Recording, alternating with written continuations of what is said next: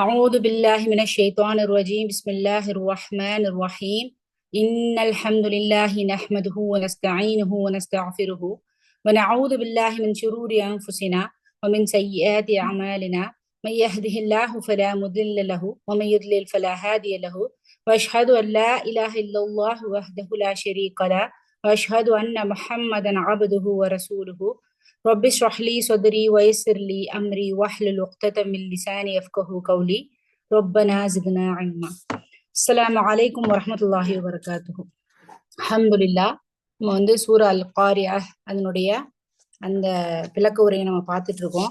போன கிளாஸ்ல கிட்டத்தட்ட 6 வசனங்களுக்குரிய அர்த்தத்தை பார்த்தோம். இன்ஷா அல்லாஹ் இன்று 7ல இருந்து 11 வரைக்கும் இருக்கக்கூடிய வசனங்களோட விளக்க உரையை இன்ஷா அல்லாஹ் பார்க்கலாம். அதுக்கு முன்னாடியே குர்ஆனோட வசனங்களோட இன்ஷா அல்லாஹ் நம்ம ஆரம்பம் செய்வோம்.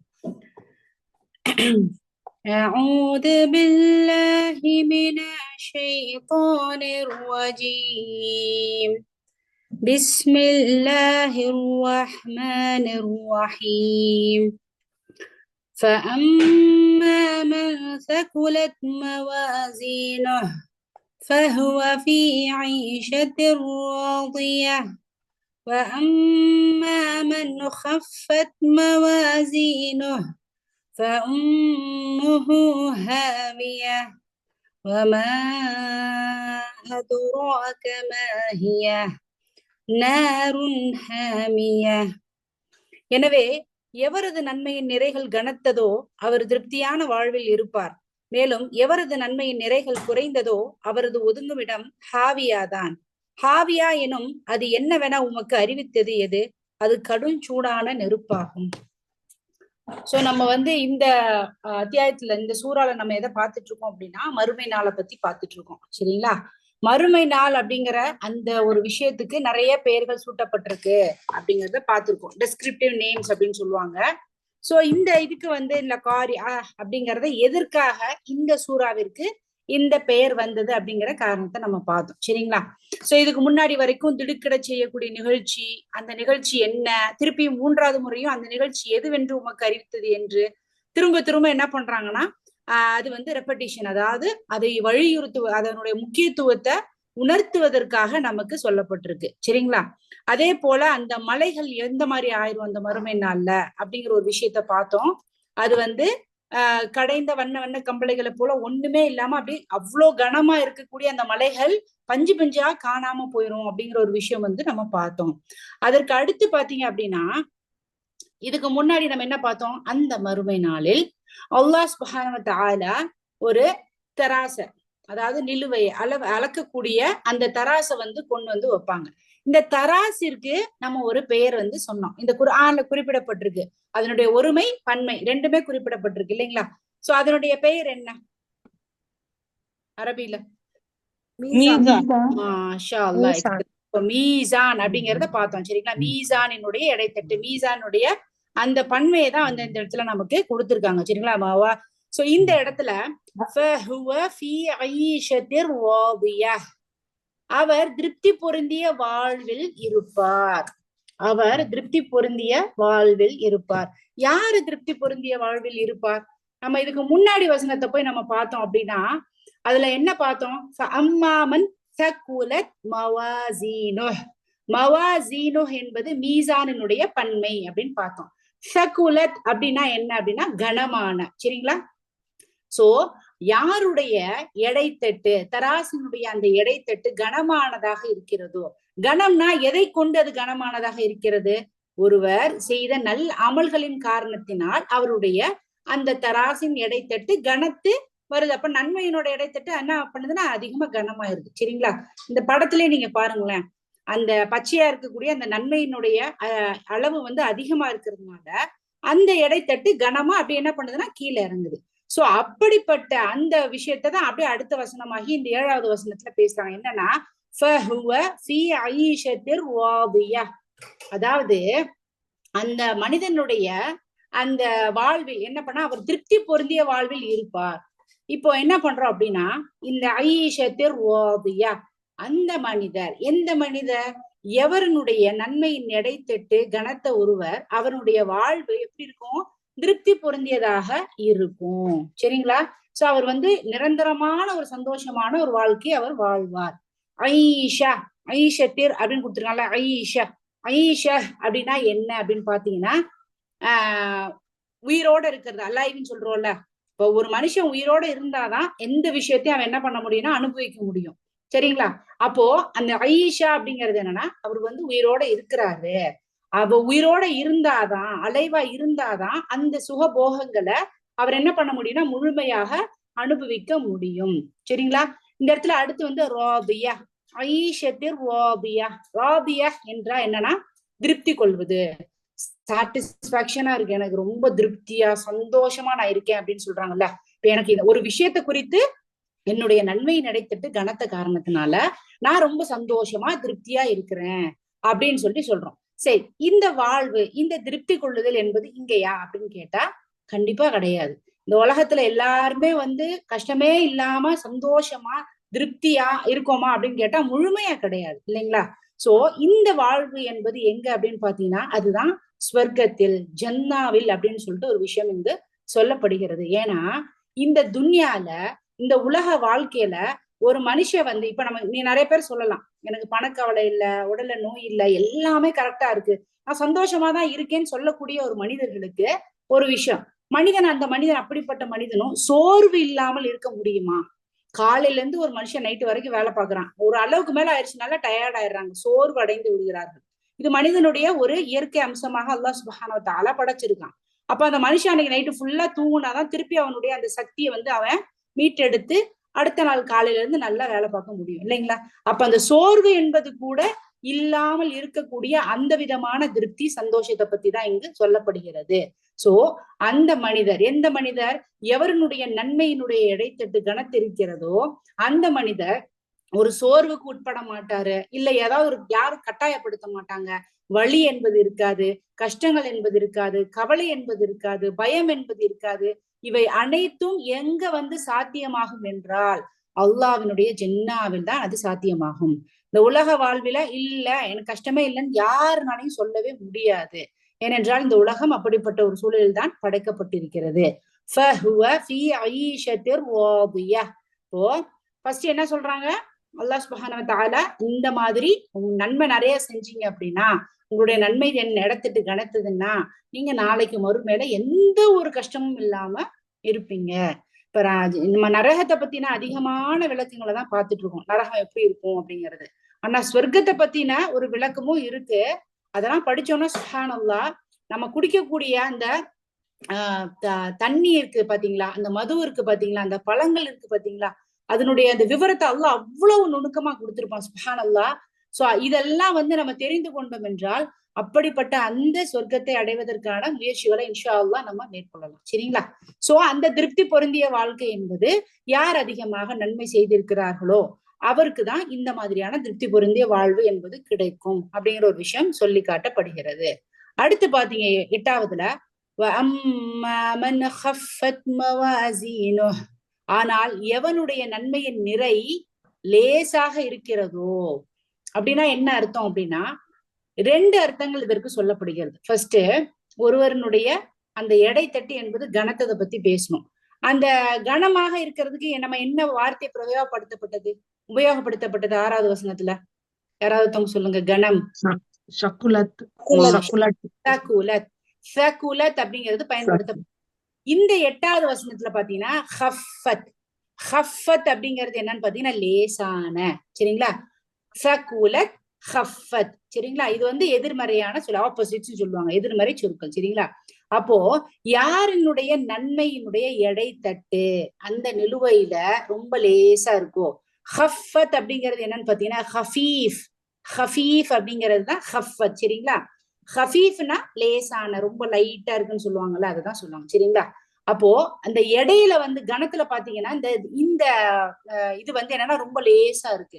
இப்ப இந்த படத்தை பாருங்க, இந்த சிவப்பு நிறம் இருக்கக்கூடிய அந்த இடைத்தட்டு எப்படி இருக்கு அப்படின்னு பாத்தீங்கன்னா ரொம்ப இதா இருக்கு. இப்ப நன்மையோட இடைத்தட்டு என்னாச்சு, லேசானதுனாலதான் மேல போயிடுச்சு, இல்லைங்களா? அப்போ அதிகமான பாவங்கள் செய்யறத பத்தி தான் இந்த இடத்துல சொல்றாங்க. சோ மவாசீன் அப்படிங்கிறது என்னன்னா மீசான், நம்ம ஏற்கனவே பார்த்தோம். சரிங்களா?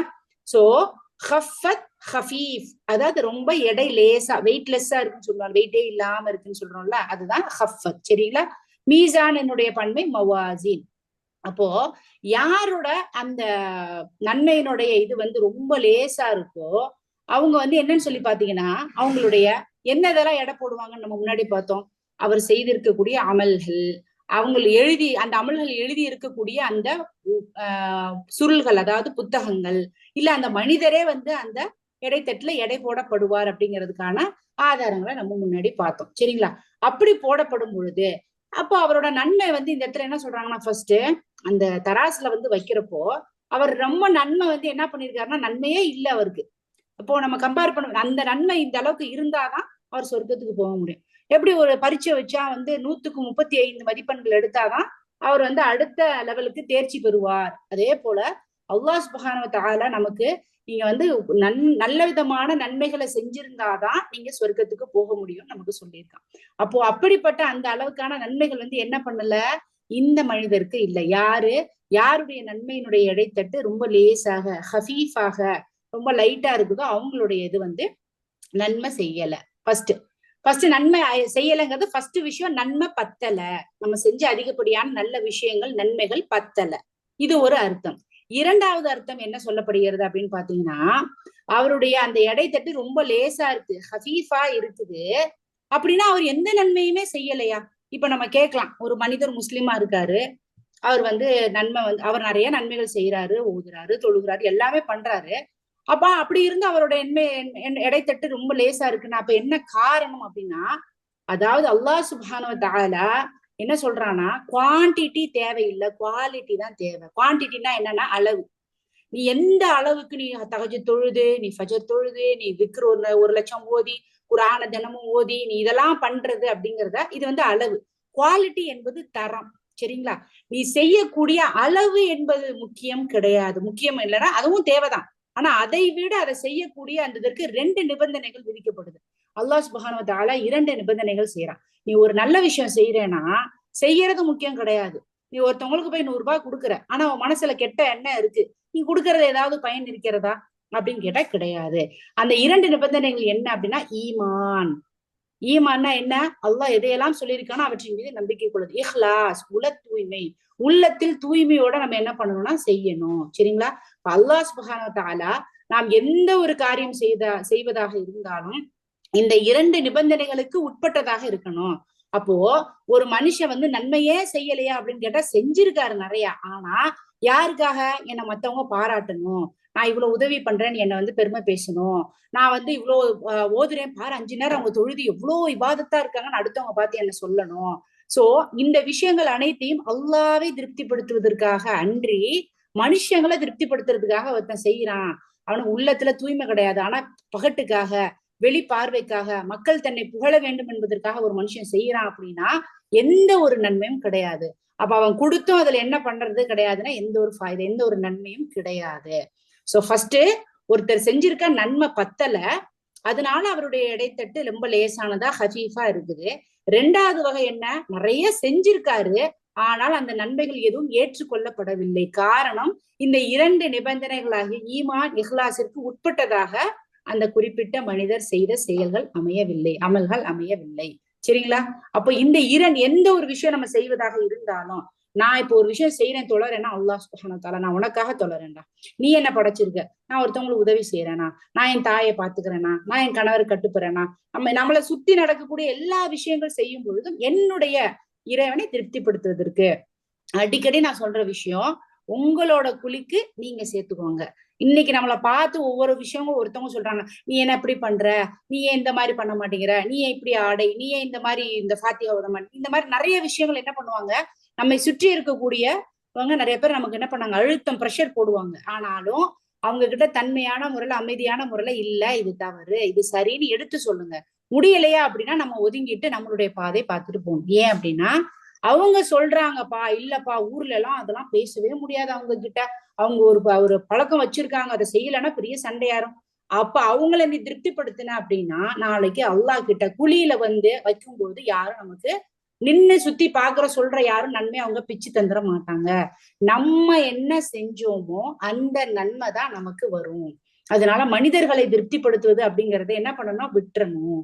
நம்ம எவ்வளவுதான் சொன்னாலும் நம்ம மனசுக்குள்ள ஏதோ ஒரு மூலையில அது இருந்துட்டேதான் இருக்கும். நீ ஏதாவது செஞ்சா கூட யாராவது ஒருத்தவங்க பார்க்கணும் அப்படிங்கிறதுக்காக இன்ஷா அல்லாஹ் அல்லாஹ் கிட்ட அதுக்கும் துவா செய்யுங்க. யா அல்லாஹ் நான் செய்யக்கூடிய ஒவ்வொரு விஷயங்களையும் என்னை படைத்த ரப்பு ஆகிய உன்னை திருப்திப்படுத்துவதற்காக மட்டும்தான் இருக்கணுமே தவிர மனுஷங்களை திருப்திப்படுத்துவதற்கு கிடையாது அப்படிங்கறத ஒவ்வொரு நாளும் நம்ம என்ன பண்ணணும், நம்மளை நாம நினைவுபடுத்தி கொண்டே இருக்க வேண்டும். அப்படி நினைச்சிட்டோம் அப்படின்னா அல்ஹம்துலில்லாஹ் அல்லாஹ் நமக்கு நம்மளுடைய வழிகளை லேசாக்கி தரும்.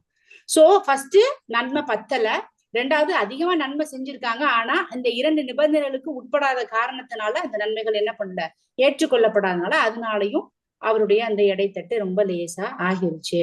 சோ யாருடைய இந்த நன்மைகள் இந்த ஈமான் இஹ்லாஸிற்கு உட்பட்டதாக இல்லையோ, நாளை மறுமையில் அல்லாஹ் சுப்ஹானஹு வ தஆலா அதை அப்படி என்ன பண்ணுவான், அப்படியே சாம்பல் ஆக்கிடுவான், தூசி மாதிரி ஆக்கி ஒண்ணுமே இல்லாம அந்த நன்மைகள் எல்லாம் அப்படியே ஒண்ணும் இல்லாம ஆக்கிடுவான் அப்படிங்கிற ஒரு விஷயம் தான் இந்த வசனத்தின் மூலமா நம்ம கத்துக்கொள்ளணும்.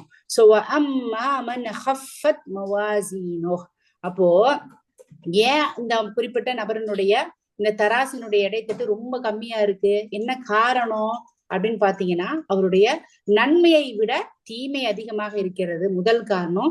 இரண்டாவது அவர் செய்திருக்கக்கூடிய நல்ல காரியங்கள் இந்த 2 நிபந்தனைகளுக்கு உட்பட்டதாக இல்லாததுனால அது ஏற்றுக்கொள்ளப்படல.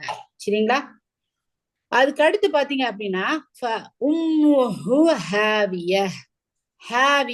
அவன் தங்குமிடம் ஹாவியா தான். அப்போ ஹாவியா அப்படின்னா என்னன்னா இங்க சொல்றாங்க அதாவது இந்த ஹாவியா அப்படிங்கிறது என்னன்னா நரகத்தினுடைய டெஸ்கிரிப்டிவ் நேம். இப்ப எப்படி வந்து மறுமை நாளுக்கு காரிய அப்படின்னு சொல்லிட்டு பெயர் கொடுக்கப்பட்டிருக்கோ, அதே போல நரகத்திற்கும் நிறைய விதமான பெயர்கள் இருக்கு. அதுல ஒண்ணு ஹாவியா. சரிங்களா? இப்ப இந்த ஹாவியா அப்படிங்கிறது என்னன்னு பாத்தீங்கன்னா உம்முஹு ஹாவியா. உம்மு அப்படின்னா என்னப்பா? உம்முனா யாரு சொல்லுவாங்க? உம்மு, உம்மி, உம்மு, அம்மா.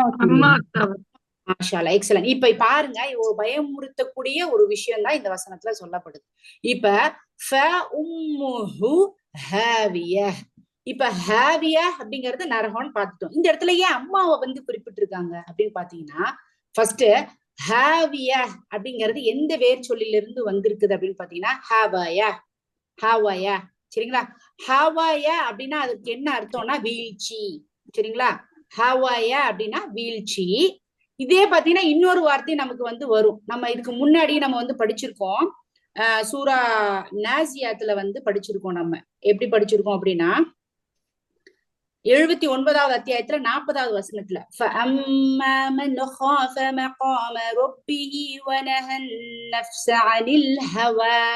ஹவா அப்படின்னு ஒண்ணு படிச்சிருக்கோம் இல்லைங்களா? ஹவாயா அப்படிங்கிறது வீழ்ச்சி. ஹவா என்பது என்னன்னா நப்சு, ஆசைகள். நம்ம முன்னாடியே படிச்சிருக்கோம் இல்லைங்களா? இப்ப எவன் தன் இறைவன் முன் நிற்பதை அஞ்சி மனதை இச்சைகளை விட்டு விலக்கி கொண்டானோ அப்படின்னு ஒண்ணு படிச்சோம். சோ இச்சைகள் ஆசைகள் அப்படிங்கிறதுதான் ஹவா, அனில் ஹவா. சரிங்களா? அப்போ ஹவாயா அப்படிங்கிறது வீழ்ச்சி, ஹவா அப்படிங்கிறது ஆசை. சரிங்களா? இப்ப இதுக்கான அர்த்தத்தை வந்து நம்ம பார்க்கலாம். இதை நோட் பண்ணி வச்சுக்கிடுங்க. குர்ஆன்ல ஃபர்ஸ்ட் ஹாவியா அப்படிங்கிறது நரகம். அது எந்த வார்த்தை வேர்ச்சொல்லில இருந்து வந்திருக்குது அப்படின்னு பாத்தீங்கன்னா ஹவாயா. ஹவாயா என்பது என்றால் வீழ்ச்சி. சரிங்களா? வீழ்ச்சி. ஹவா என்றால் ஆசை, நப்சு அப்படின்லாம் சொல்லுவோம், அதுதான். சரிங்களா?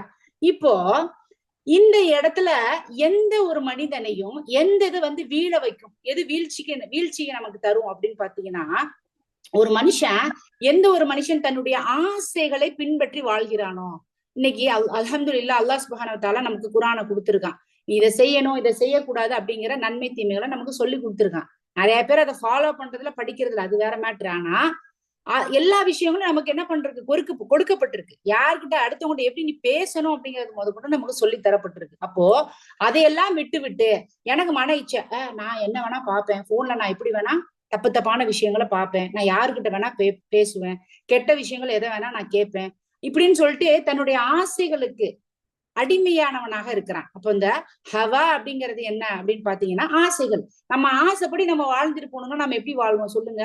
நம்ம நினைச்சா புர்கா போட மாட்டோம், அபாயா போட்டு வெளில போக மாட்டோம். ஏன்னா எல்லாரும் அழகா சுடிதார் போட்டிருக்காங்க, அவங்க போட்டிருக்க நெக்லஸ் எல்லாம் நமக்கு நல்லா தெரியுது, பியூட்டிஃபுல்லா இருக்கு பாக்குறதுக்கே, ஃப்ரீ ஹேர் விட்டுருக்காங்க, மேக்கப் போட்டிருக்காங்க. அதை பாக்குறப்ப நிறைய சகோதரிகளுக்கு அந்த மாதிரியான அந்த ஆசைகள் வரும். சரி நம்ம எல்லாம் அபாயா போட்டு ஃபுல்லா நம்மளோட அழகை மறைச்சிருக்கோம் அப்படிங்கிற எண்ணம் வரும். அல்ஹம்துலில்லாஹ் அல்லாஹ் பாதுகாத்தவர்களை தவிர. சோ அந்த எண்ணம் என்ன அப்படின்னா, அந்த இடத்துல இல்ல அல்ஹம்துலில்லாஹ் அல்லாஹ் எனக்கு இதை கட்டளையிட்டு இருக்கான். என்னுடைய கணவனை தவிர என்னுடைய அழகை யாருக்கும் காட்டக்கூடாதுன்னு சொல்லிட்டு எனக்கு கட்டளையிட்டு இருக்கான். அப்ப நான் மறைச்சிட்டு போறேன். அந்த இடத்துல எனக்கு ஒரு ஆசை வருது.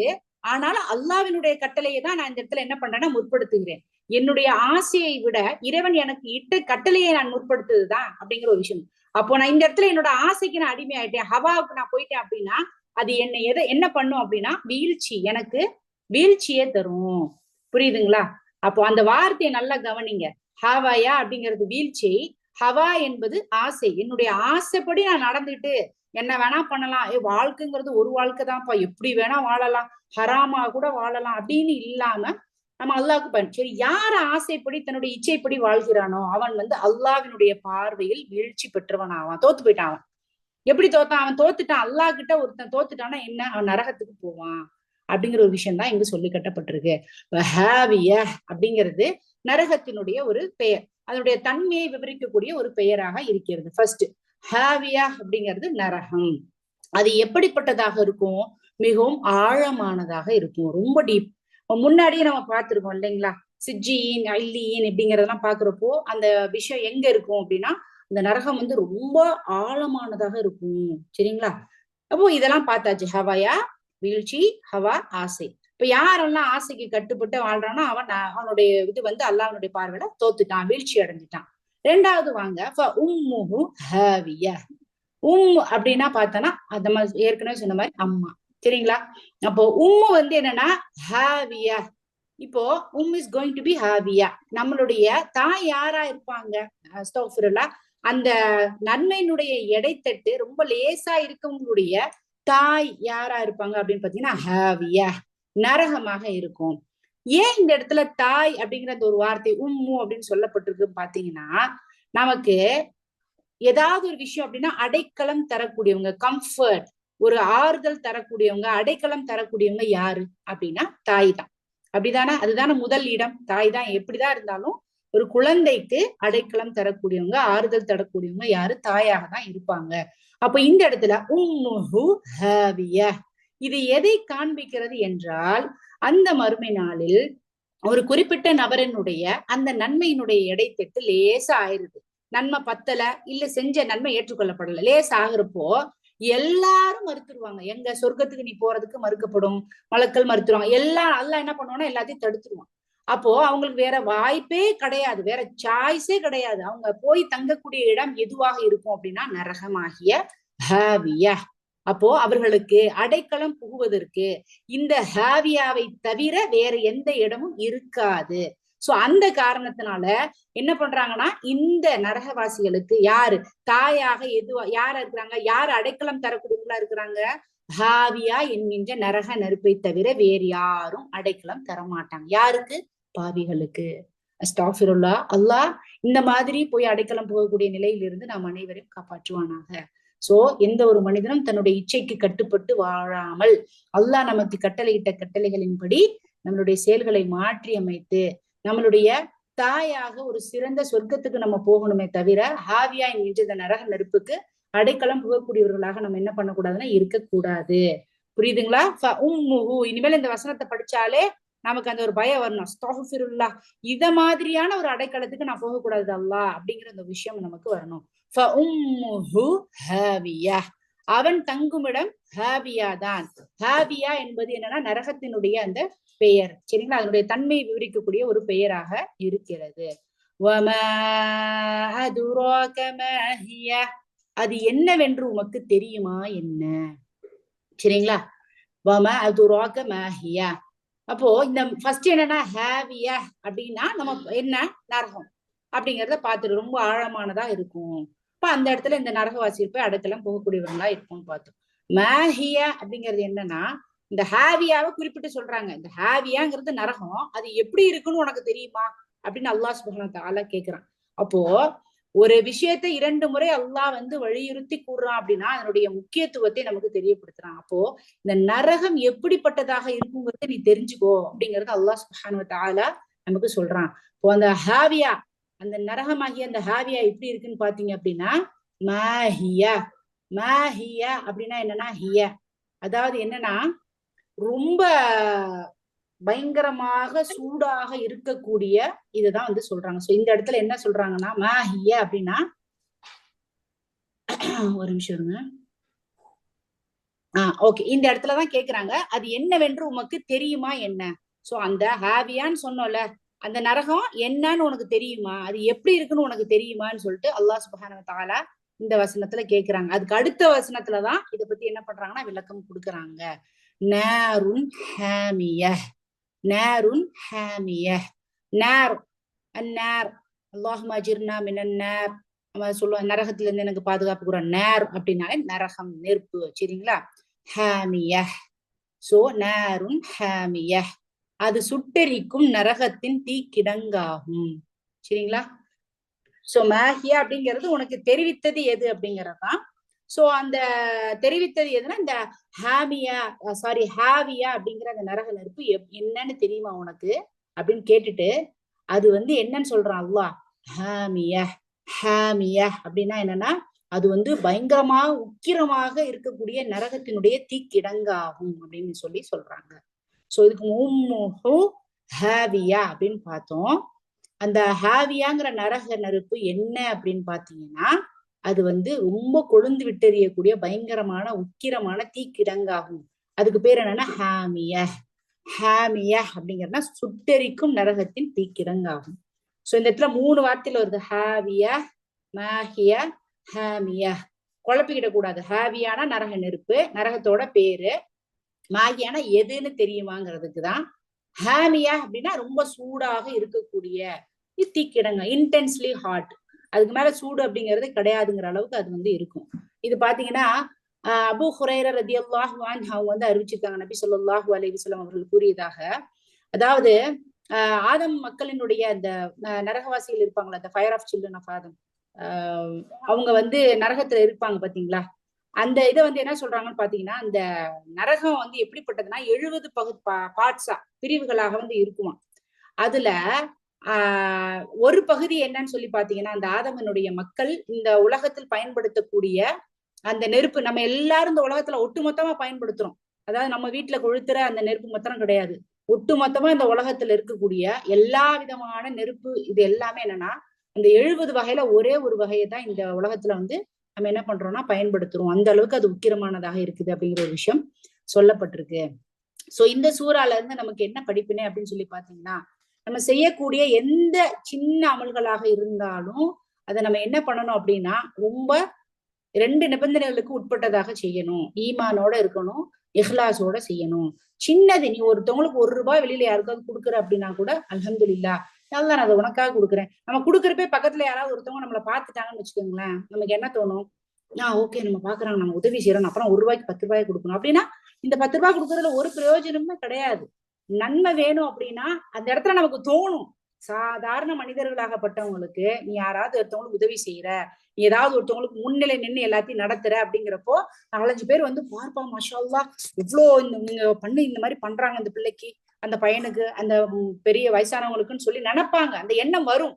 அந்த நேரத்துல அல்லாஹ் கிட்ட பாதுகாப்பு தேடுங்க. மனசுக்குள்ளேயே நீங்க என்ன பண்ணுங்கன்னா நினைங்க, அல்லாஹ் எனக்கு இந்த மாதிரியான முகஸ்துதியில இருந்து என்னை காப்பாத்துட்டா, நான் உன்னை திருப்திப்படுத்தணும்டா அல்லாஹ், இந்த எண்ணத்தை மனசுல இருந்து அடிச்சுறான் அப்படி இந்த மனசுலயே அந்த நிமிஷத்துல என்ன பண்ணுங்கன்னா அதை கண்ட்ரோல் பண்றதுக்கு முயற்சி பண்ணுவோம் இன்ஷா அல்லாஹ். சரிங்களா. சோ எந்த ஒரு விஷயமாக இருந்தாலும் அதை ரொம்ப இந்த 2 நிபந்தனைகளுக்கு உட்பட்டதாக செய்யணும். 2வது, சின்ன விஷயமா இருந்தாலும் அந்த தவறிலிருந்து நம்ம என்ன பண்ணணும், நம்மள தற்காத்து கொள்வதற்கான முயற்சிகளை இருக்கணும். சரிங்களா. எந்த ஒரு திரும்ப திரும்ப அல்லாஹ் சுப்ஹானஹு வ தஆலா ரொம்ப வலியுறுத்தி கூறக்கூடிய ஒரு விஷயம் ஷோயிங் ஆஃப், முகஸ்துதி. அடுத்தவங்களுக்காக செய்யற ஒரு விஷயத்த அல்லாஹ் வெறுக்கக்கூடியவனாக இருக்கிறான். இது நம்ம முன்னாடி ஒரு ஹதீஸ்ல நான் ஏற்கனவே சொல்லியிருக்கேன்னு நினைக்கிறேன். 3 நபர்கள் அல்லாஹ் சுப்ஹானஹு வ தஆலா நாளைக்கு வந்து நரகத்துல போடுவான். யாருன்னு பாத்தீங்கன்னா, போர்ல தீனுக்காக ஷஹீத் அடைந்த ஒரு நபர், குர்ஆனை மனனம் செஞ்ச ஒரு ஹாஃபித், அப்புறம் இன்னொரு நபர் வந்து உதவி செஞ்ச ஒரு நபர் நினைக்கிறேன். சோ இந்த 3 பேரும் பாத்தீங்கன்னா என்னங்க எப்படி சொல்றீங்க அப்படின்னு பார்த்தா, அவங்க எல்லாருமே இந்த 3 பேருமே செஞ்ச நன்மைகள் எல்லாத்தையுமே அவங்க தான் பேர் வாங்கணும். ஒருத்தர் என்ன பண்ணுவாரு, நான் குரான் அழகா ஓதுறேன், எல்லாரும் என்ன பார்த்து சூப்பரா ஓதுறாங்க, குரான் இப்படி இருக்குன்னு பெருமைப்படுத்தணும் அப்படிங்கிறதுக்காக ஒருத்தர் ஓதிப்பாரு. இல்ல இன்னொருத்தர் வந்து உயிர் எதற்காக நிறுத்திருப்பாருன்னா, இங்க பாரு தீனுக்காக அல்லாஹ்வினுடைய பாதையில வந்து உயிர் துறந்த தியாகி அப்படின்னு என்ன சொல்லணும்னு சொல்லிட்டு அவர் அந்த மாதிரி இறந்திருப்பாரு. இன்னொருத்தவங்க நான் செய்யற உதவி வந்து எல்லாரும் என்ன பெரியவங்கன்னு நினைக்கணும் அப்படிங்கிற ஒரு விஷயத்துக்காக செஞ்சிருப்பாரு. சோ இது எல்லாமே மிகப்பெரிய ஒரு நன்மையாக கருதப்படக்கூடிய செயல். ஷஹீத் என்பது, ஹாஃபித் என்பது, அடுத்தவங்களுக்கு உதவி செய்வது என்பது. ஆனா அப்படிப்பட்ட செயல்களே அல்லாவை திருப்திப்படுத்தாமல் முகஸ்துதிக்காக, அடுத்தவங்களை காட்டணுங்கிறதுக்காக, பெருமைக்காக செய்யக்கூடிய அந்த விஷயத்த அல்லாஹ் அழித்து விடுகிறான். தூசி மாதிரி ஒண்ணுமே இல்லாம கருதுறான். சோ அப்படிப்பட்ட நிலையில நம்ம வந்து இன்னொரு பயான்ல கேட்கிறப்ப கூட ஒருத்தவங்க சொல்லுவாங்க, ஓட்டை வாளியில் நிரப்பப்பட்ட தண்ணியாக நம்ம செய்யக்கூடிய அமல்கள் இருக்கக்கூடாது. நிறைய தொழறோம், நிறைய ஓதுறோம், நிறைய நன்மைகள் செய்யறோம், நிறைய அட்வைஸ் பண்றோம், நிறைய பேசுறோம், எல்லாமே பண்றோம். ஆனா அந்த இதெல்லாம் அப்படியே ஒரு வாளியில சேர்ந்துட்டே போகுது நன்மை மாதிரி. ஆனா நம்ம சரியான முறையில இந்த இஹ்லாஸோட செய்யல, ஈமானோட செய்யலங்கிறப்ப ஆட்டோமேட்டிக்கா அந்த ஓட்டையில இருந்து அந்த நன்மையெல்லாம் அப்படி தண்ணி எப்படி வெளியில வரும், அது மாதிரி எல்லாமே வெளியில வந்துடக்கூடிய நிலையாக இருக்கிறது. சோ செய்யக்கூடிய அமல்கள் ஃபர்தானதாக சரியானதாக இருந்து அது நல்ல முறையில நல்ல எண்ணத்தோட முகஸ்துதிக்காக செய்யாமல் செய்வது என்பது நம்மளுடைய நன்மை அங்கீகரிக்கப்படுவதற்கான ஒரு முக்கியமான விஷயமாக இருக்குது அப்படிங்கறத நம்ம தெரிஞ்சுக்கிடணும். சரிங்களா? சோ அதை வேஸ்டா போயிரு, இவ்வளவு கஷ்டப்பட்டு செய்யறோம். நிறைய பேர் வந்து பாத்தீங்க அப்படின்னா இன்னொரு விஷயம் வந்து என்னன்னா, ஹஜ்ஜுக்கு போயிட்டு வரக்கூடியவங்கள ஹாஜின்னு சொல்லுவாங்க. ஹாஜியா, ஹாஜி அப்படின்னு சொல்லுவாங்க. நிறைய பேரு தன்னுடைய பேர் ஹாஜின்னு சொல்வதற்காகவே போகக்கூடிய நிறைய நபர்களை நான் பார்த்திருக்கேன். போயிட்டு வந்த உடனே அந்த ஒரு விஷயம் வந்துடும். எல்லாரும் ஊர்ல வந்து அது ஒரு பிரம்மாண்டமா ஒரு பெரிய திருவிழா மாதிரி பண்ணுவாங்க. அந்த ஹஜ்ஜுக்கு போறவங்க பாத்தீங்கன்னா அதுல ஒரு நிறைய அனாச்சாரங்கள், அதெல்லாம் பேசணும்னா அது ஒரு மணி நேரம் பேசலாம் நம்ம. சோ அங்க போயிட்டு வந்தவங்க பாத்தீங்கன்னா பத்திரிக்கை அடிக்கிறப்ப ஹாஜின்னு போடு, நீ வந்து ஹாஜின்னு போடு, இந்த கூப்பிடுறப்ப ஹாஜி ஹாஜியாரு அப்படிதான் கூப்பிடுவாங்க. சோ அந்த மாதிரி என்னுடைய பெயர் வந்து இப்படி வரணும் அப்படிங்கிற அந்த பெருமைக்காக செஞ்சா அந்த ஹஜ்ஜி ஏற்றுக்கொள்ளப்படாது. சோ இதெல்லாம் பாருங்க எவ்வளவு பிரம்மாண்டமான ஒரு நன்மைகள் இதெல்லாம். ஹஜ்ஜுங்கிறது ஏற்றுக்கொள்ளப்பட்டால் அவங்களுக்கு சொர்க்கத்தை தவிர வேற எதுவும் கிடையாதுன்னு அல்லாஹ் சொல்றான். ஷஹீதானவங்களுக்கு எப்படிப்பட்ட நிலைங்கிறத பார்த்தோம்னா, அப்பா நம்மளும் அந்த மாதிரி ஆகணுங்கிற நிலைக்கு நமக்கு வருவோம். அப்போ குரானை மனப்பாடம் பண்ணவங்களுக்கு அல்லாஹ் சுப்ஹானஹு வ தஆலா மறுமையில கிரீடத்தை அவங்கள தாய் தகப்பனுக்கு வைக்கிறான். சோ இதெல்லாம் படிக்கிறப்ப அப்பா இதெல்லாம் எவ்வளவு பெரிய நன்மை. அதுக்கு அப்படி இதே கிடையாது. அந்த அளவுக்கு உயர்ந்த தரத்துல இருக்கக்கூடியதவே அல்லாஹ் ஒண்ணுமில்லாம தூசியா தூக்கி எறிகிறான் அப்படின்னா, அந்த முகஸ்துதி, அந்த அடுத்தவங்களுக்காக செய்யற அந்த ஷோயிங் ஆஃப் அப்படிங்கிறது எவ்வளோ ஒரு மோசமான ஒரு பாவமாக இருக்கிறது என்பதை தெரிந்து கொண்டு இன்ஷா அல்லாஹ் முடிந்த வரைக்கும் நம்ம என்ன பண்ணணும் அப்படின்னா, அந்த முகஸ்துதியில இருந்து நம்ம நம்மை தவிர்த்து கொள்ள வேண்டும். இன்னொரு விஷயமான முகஸ்துதி என்னன்னு பாத்தீங்கன்னா, இப்ப நம்ம குரான் ஓதிட்டு இருப்போம், இல்ல நம்ம ஏதாவது தொழுதுட்டு நம்ம ஏதாவது திக்ர் பண்ணிட்டு இருப்போம், அதுக்கார் பண்ணிட்டு இருப்போம். யாராவது போன் பண்ணுவாங்க. நம்ம என்ன பண்ணுவோம்னா தொழுது முடிச்சுட்டு எல்லாம் பண்ணிட்டு போன் எடுப்போம். நம்ம போன் எடுத்துனே, ஹலோ நல்லா இருக்கீங்களா? நல்லா இருக்கு. என்ன பண்ணிட்டு இருந்தீங்க? நான் வந்து தொழுது முடிச்சுட்டு அதுக்கார் ஓதிட்டு இருந்தேன், அதான் லேட் ஆயிடுச்சு. அப்ப அது கூட ஒரு விதமான முகஸ்துதி தான். நம்ம என்ன பண்ணிட்டு தொழுதுட்டு இருந்தேன், முடிஞ்சிச்சு அல்ஹம்துலில்லாஹ், அதான் லேட் ஆயிடுச்சுமா எடுக்க முடியல அப்படிங்கிறது வேற. இதை நம்ம செய்யக்கூடிய அந்த விஷயங்களை நம்மளுடைய உள்ளம் எப்படி இருக்கும்னா, ஓகே இவங்க அதுக்காரெல்லாம் பண்றாங்களா, சலாக்கு அப்புறம் உட்கார்ந்து பொறுமையா, ஓகே இவங்க குரான் எல்லாம் ஊதுறாங்களா டெய்லி. அப்போ நம்ம சொல்ற அந்த நம்ம மனசுக்கே தெரியும் நம்ம என்ன மனசுல நினைச்சிட்டு சொல்றோங்கிறது நமக்கே தெரியும் இல்லைங்களா? சோ அந்த மாதிரி விஷயங்களை என்ன பண்ணாது நம்ம நினைக்கிறோம், சாதாரணமா நினைக்கிறோம். சில பேர் என்ன பண்ணுவாங்க, நம்ம சொன்னா அவங்களும் செய்வாங்க அப்படின்ட்டு. அதுவல்ல, நம்மளுடைய எண்ணம் என்ன என்பதை, உள்ளத்துல என்ன இருக்குதுங்கிறத அல்லாஹ் அறியக்கூடியவனா இருக்கிறான். அதனால இன்ஷா அல்லாஹ் இந்த முகஸ்துதி என்பது நம்ம செய்யக்கூடிய அனைத்து நன்மைகளையும் அழித்து விடக்கூடியதாக இருக்குது. எவ்வளோ நீ உழுந்து உழுந்து ஓதுனாலும் தொழுதாலும் இந்த அடுத்தவங்களுக்காக செய்யறேன் அப்படிங்கிற ஒரு விஷயத்த நீ செஞ்ச அப்படின்னா நம்மளுடைய நன்மைகளை அல்லாஹ் சுப்ஹானஹு வ தஆலா ஏற்றுக்கொள்ள மாட்டான். சோ அந்த ஒரு விஷயத்த மனதில் ஆழமாக பதித்து இனிமேல இந்த விஷயத்துல நான் ரொம்ப ஜாக்கிரதையா இருக்கணும், என்னுடைய நன்மைகள் வந்து அல்லாவால் ஏற்றுக்கொள்ளப்பட வேண்டும் என்கின்ற அந்த விஷயத்துல போக்கஸ் பண்ணணும் நம்ம. சரிங்களா?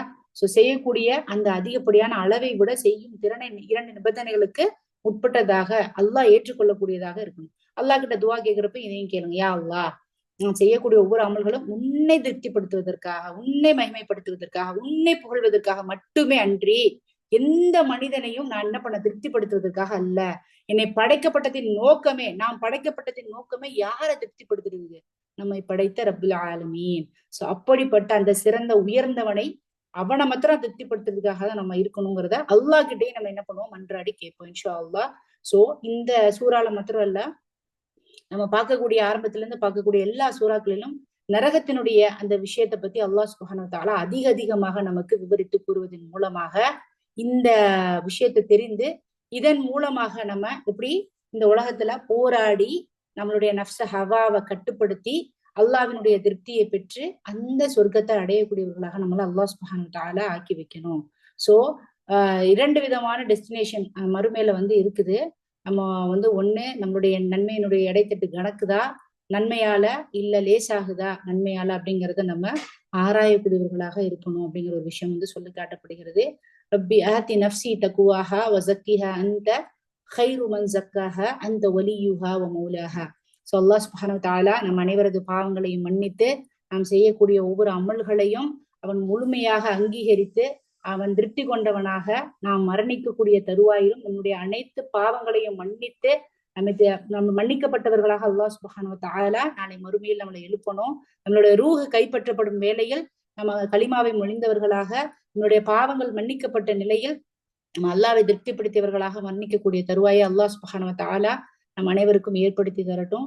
ஆமீன் ஆமீன் யா ரப்பல் ஆலமீன். சுப்ஹானல்லாஹி வ பிஹம்திஹி சுப்ஹானக அல்லாஹும்ம பிஹம்திக் அஷ்ஹது அன் லா இலாஹா இல்லா அன்த அஸ்தக்ஃபிருக வ அத்தூபு இலைக்.